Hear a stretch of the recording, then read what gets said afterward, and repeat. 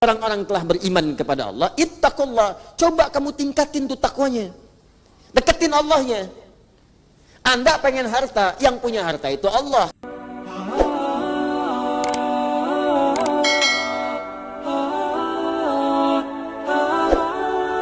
Saya pernah kasih contoh 3 orang pencuri itu, 1 pimpinannya, 2 trainer seniornya. Yang pertama baru daftar ini maling baru, pengen nyuri motor. Yang baru praktek tuh diamatin sama trainer sama bos dari jauh. Ya kecepatan cuma sedetik, dia sampai 3 detik belum selesai. 3 detik, susah nih bos, sabar, terusin, sabar. Anda bayangin. Dia ada orang maksiat aja sabar sekarang. Nonton bola, sabar malam. Nonton bola tuh bisa sabar, Anda bayangkan. Bahkan pejudi nunggu menit terakhir, sabar.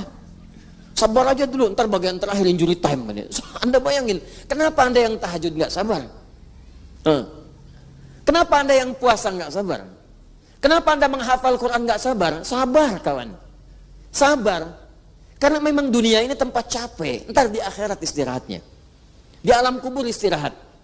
Sampai nggak ada orang bisa bangunkan lagi. Istirahat, silahkan yang lama istirahat. Nggak akan bangun demi Allah saya katakan. Ya, istirahat yang panjang. Sekarang nggak apa-apa, capek juga. Lagi tidur bangunin, Allahu Akbar, Allahu Akbar. Ya bangun aja dulu. Bangun dulu aja.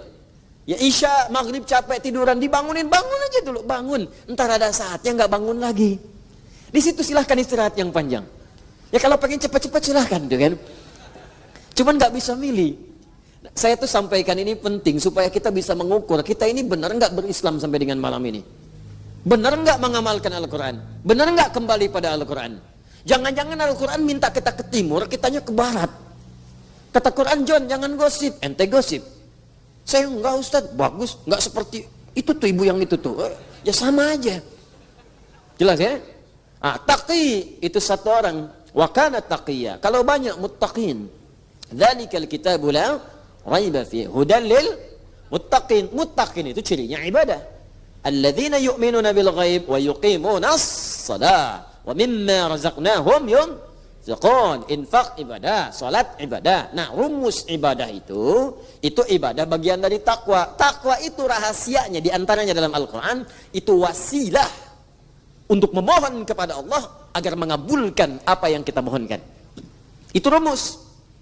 Tadi rumusnya di Al-Maidah ayat ke-35. Ya ayyuhalladzina amanu, hai orang-orang telah beriman kepada Allah, ittaqullah, coba kamu tingkatin tuh takwanya. Deketin Allahnya. Anda pengen harta, yang punya harta itu Allah, karena itu disebut Ar-Razzaq. Kenapa Anda nggak dekati Allah yang punya harta itu? Anda pengen ilmu, yang punya ilmu Allah Al-Alim. Kenapa nggak Anda dekati Allahnya yang punya ilmu? Kan rumusnya begitu.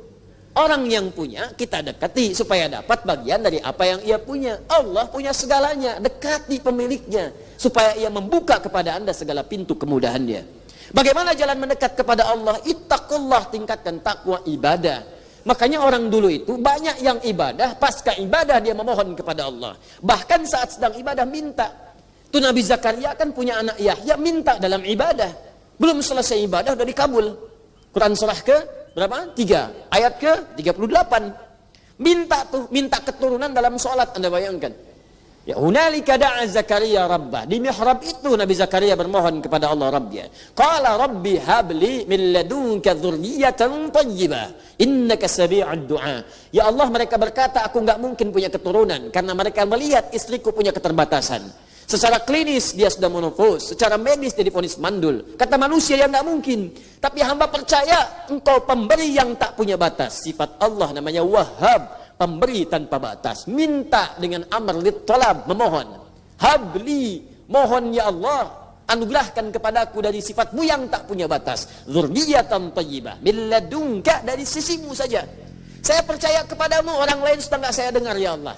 Itu rumus dari Quran. Kalau ada orang menghukumi Anda dengan sesuatu terbatas, ini udah nggak bisa Pak, ini nggak mungkin Pak, ini mustahil Bu. Kalau ada kalimat itu tanda pertama dari Allah. Tinggalkan pendapat manusia, segera cari amalan mendekat kepada Allah, karena Allah memberi kabar gembira ingin mengabulkan langsung kepada Anda tanpa perantara manusia. Itu cara bacanya. Cuma mesti yakin, karena kaidahnya dibuat dengan la raiba fi. Kalau Anda nggak yakin, sedikit hanya ragu, nggak akan dapat. Mesti yakin, full keyakinan dalam hati kita. Full keyakinan. Kalau sudah full, dapat. Makanya ketika Nabi Zakaria memohon dengan penuh keyakinan dalam salatnya, innaka sami'ud du'a. Engkau pasti pakai inna tuh. Inna itu kan kalau di ilmu nahwu kita ngaji, inna harfu nasbin wa tauqidin tansibul isma wa tarfa'ul khabara mabniun 'alal fathi la mahalla lahu min al-i'rabi. Paham? Tidak. Nah. Inna harfu nasbin wa tauqidin. Inna itu huruf yang menunjukkan makna nasab. Nasab itu kalau harakat fathah harakatnya. Tapi di ilmu bahasa nasab itu menancapkan sesuatu dengan kuat. Nasabar rajulu asahu 'alal ardi. Seorang menancapkan tongkatnya dengan kuat di tanah. Bum. Sehingga sulit untuk dicabut. Sulit. Nasaba namanya. Jadi kalau ada kalimat dibuka dengan inna, itu mesti tancapkan dalam hati kita dengan kuat. Jangan ragu. Makanya orang Arab kalau ingin meyakinkan sesuatu pakai inna di depannya. Ya. Huwa ya'ti hadzal masa. Orang itu akan datang sore ini. Ah, masa? Kif? Gimana? Innahu ya'ti hadzal masa. Saya yakin dia akan datang sekarang. Ya. Uhibbuk. Aku mencintaimu sayang. Ah, gombal. Inni uhibbuk ya inna. Sungguh Inna, aku mencintaimu. Namanya Inna misalnya. Ya. Inna, ini, sungguh aku. Inni uhibbuk ya ummi. Saya mencintaimu ibu. Inni uhibbuk ya abi. Aku mencintaimu ayah. Fa'idha ihfadal Quran.